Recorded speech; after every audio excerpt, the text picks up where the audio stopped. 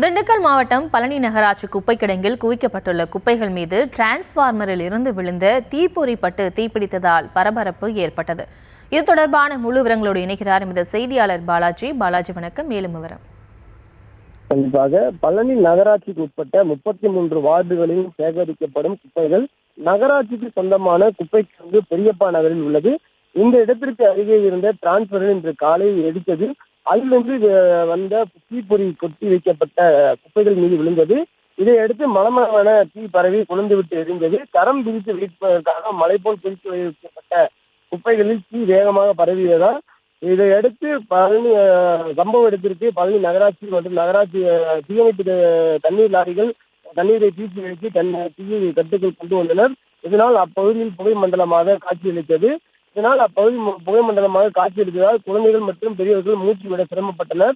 தீயை கட்டுப்படுத்த 2 மணி நேரத்திற்கு மேலாக தீயணைப்பினர் தீயை கட்டுப்பாட்டுக்குள் கொண்டு வந்தனர். பழனி நகராட்சிக்கு சொந்தமான குப்பை கிடங்கில் முறையாக பராமரிப்பு இன்றி குப்பைகள் தரம் பிரிக்க பல லட்சம் ரூபாய் அளவிலான இயந்திரங்கள் வைக்கப்பட்டும் குப்பைகளை தரம் பிரிக்கும் பணி தெளிவாகவே இருப்பதாகவும் குப்பைகளை தரம் பிரிக்காமல் ஆங்காங்கே மலை போல் கொட்டி வைத்து சிலர் தீ வைத்து விடுவதாக அதிகாரிகளை குறை கூறுவதால் பொதுமக்கள் நகராட்சி நிர்வாகம் மீது அதிக அதிருப்தி அடைந்து வருகின்றனர்.